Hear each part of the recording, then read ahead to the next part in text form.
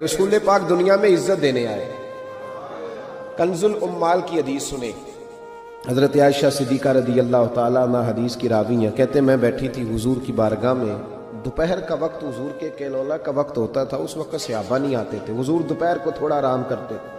اب تو ہم بڑے بہادر ہیں نا، بالخصوص محفلوں کے لوگ بڑے بہادر ہیں، بڑے دلیر لوگ ہیں، 3 بجے سو کے بھی فجر جماعت سے پڑھ لیتے ہیں، یہ دلیری ہے نا جی۔ حالانکہ بڑا مشکل ہوتا ہے 1-2 بجے سو کے سویرے فجر کی نماز ہے، لیکن میں دلیر سمجھتا ہوں کہ جو بندہ 2 بجے سوئے پھر فجر پڑھ لے، یہ اس کی دلیری ہے۔ یا پھر شب زندہ دار ہوتے ہوں گے، ساری رات جاگتے ہوں گے، یہی ہو سکتا ہے۔ نبی کریم علیہ السلام عشاء کے بعد سو جاتے تھے اور پسند کرتے تھے عشاء کے بعد سونا۔ فجر میں حضور تہجد کے وقت بیدار ہوتے تھے، اور تہجد پڑھنا حضور کی دائمہ اور متواترہ سنت ہے۔ دعا کرو میلاد کی محفلوں میں تہجد کے فضائل بھی بیان ہونے شروع ہو جائیں، آمین تو کہہ دو۔ یہ بھی نبی پاک کی سنت ہے، مٹھائی کھانا صرف حضور کی سنت نہیں، تہجد کی نماز دائمہ متواترہ سنت ہے نبی پاک علیہ السلام، ہمیشہ پڑھی نبی کریم نے۔ تو صبح جلدی اٹھ جاتے تھے۔ اب نیند کی وہ جو کمی انسانی طبیعت میں رہ جاتی ہے، اس کے لیے امت کے لیے اسوہ چھوڑنے کے لیے حضور دوپہر کو آرام کرتے تھے۔ حضرت عائشہ صدیقہ رضی اللہ تعالیٰ عنہ فرماتے ہیں اس وقت بالعموم صحابہ نہیں ملنے آیا کرتے۔ سمجھ آ رہی ہے میری باتوں کی؟ صحابہ اس وقت ملنے نہیں آتے تھے، ان کو پتا تھا یہ حضور کے آرام کا وقت ہے۔ کہتے ہیں ایک بوڑھی خاتون ایک دن آ گئی دوپہر کو، عام روٹین میں لوگ نہیں آتے تھے، وہ آئی، اس کے ہاتھ میں چھڑی تھی، لاٹھی پکڑی تھی، اس نے دروازے پہ دستک دی۔ جب میں نے پوچھا کون ہے تو وہ عورت بولی، توجہ کرنا بات پہ، حضور آرام کر رہے تھے، کہتے ہیں وہ عورت جب بولی نا، اللہ کے محبوب چارپائی پہ اٹھ کے بیٹھ گئے،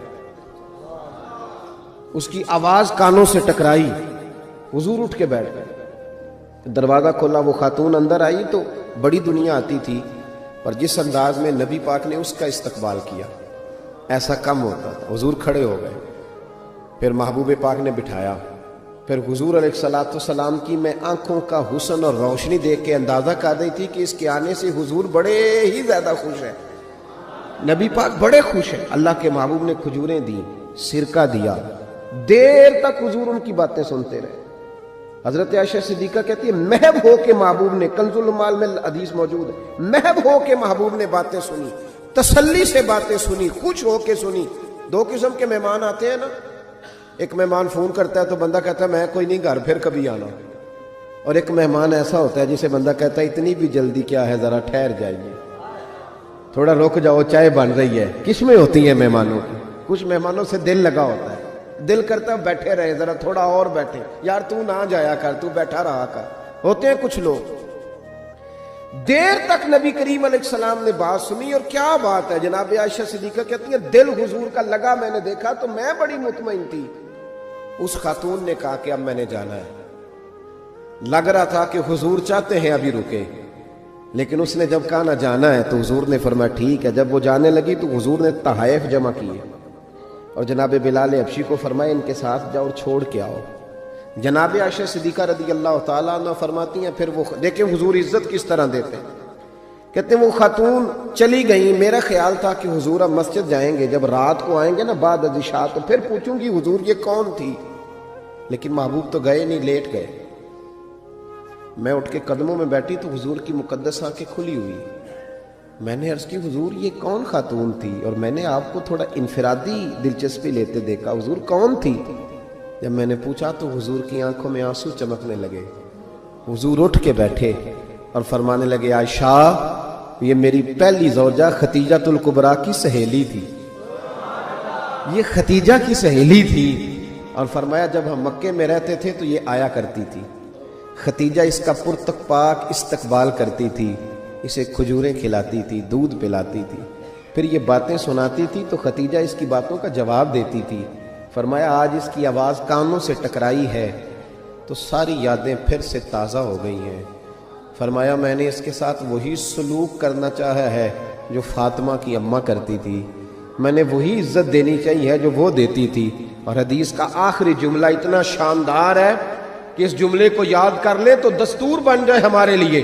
محبوب نے فرمایا عائشہ حسن العہد من الایمان، تعلق اچھے طریقے سے نبھانا یہ بھی ایمان کا حصہ ہے۔ حسن العہد من الایمان، اچھے طریقے سے تعلقات نبھانا، وعدے نبھانا، عہد نبھانا، یہ بھی ایمان کا حصہ ہے۔ بھائیو، حضور نے عزت دی، نبی کریم نے وقار دیا، حضور ہر آنے والے کو عزت دیتے، احترام کرتے۔ ہمارے ہاں نا ایک بات چلتی ہے، میری طرح جو لوگ پیر کہلانے لگتے ہیں یا مولوی کہلاؤں، ان کا ایک بات چلتی ہے، کہتے ہیں میں کیسے جاؤں، میں تو کنواں ہوں، تو پیاسے خود آئیں، میں خود جاؤں جا کے کسی کو۔ ہمارے ہاں بھی اشتہار چھپتے ہیں، دروازہ دستک دے کے کوئی دعوت نہیں دیتا کہ آج محفل ہے آ جانا، یہ رواج نہیں ہے ہمارا۔ حالانکہ اشتہار چھپانا تو بدعت ہے، چلو بدعت حسنہ کر لیں، یہ الگ بات ہے کہ اس والی بدعت پر مولوی کوئی نہیں بولے گا، چونکہ سب کے نام لکھے ہوتے ہیں نا، ان کے بھی لکھے ہوتے ہیں، لہذا اس بدعت کا ذکر نہیں کرتے۔ حالانکہ حضور کے زمانے میں اشتہار، صحیح بات کہہ رہا ہوں، اس کا نام نہیں لیں گے، چونکہ ان کا بھی موٹا کر کے لکھا ہوتا ہے نا اشتہار پہ نام، تو فائدہ ہے، اس کا ذکر نہیں کریں گے۔ اشتہار چھاپنا تو بدعت ہے، چلے بدعت حسنہ صحیح، دروازے پہ جا کے دین کا پیغام دینا یہ تو حضور کی سنت ہے، لیکن وہ شان میں کمی آتی ہے نا، وہ کیسے کو جائے؟ کہتے ہیں جی ہم جناب کنویں ہیں تو پیاسے خود آئیں، تو نبی پاک نے تو یہ فلسفہ نہیں بیان کیا، حضور تو طائف چلے گئے تھے، حضور تو تبوک چلے گئے تھے، نبی پاک سے بڑا کنواں بھی کوئی ہو سکتا ہے؟ اے ساقی تیری خیر تیرے میں کدے کی خیر، ایسی پلا کہ جس کا نشہ عمر بھر رہے، ایسا بھی کنواں کوئی ہو سکتا ہے؟ لیکن موج ہے نا ہماری، ہم ان باتوں میں اڑ گئے۔ اس کا نقصان یہ ہوا ہے کہ وہ جس کا شوق ہوتا ہے وہ تو آ جاتا ہے، لیکن سب کا شوق نہیں ہوتا، کچھ کا شوق بنانا بھی پڑتا ہے، اس کے دروازے پہ جانا بھی پڑتا ہے۔ تو نبی رحمت سید عالم صلی اللہ تعالی علیہ وآلہ وسلم لوگوں کو عزت دیتے، حضور وقار دیتے، آنے والے کا اکرام کرتے۔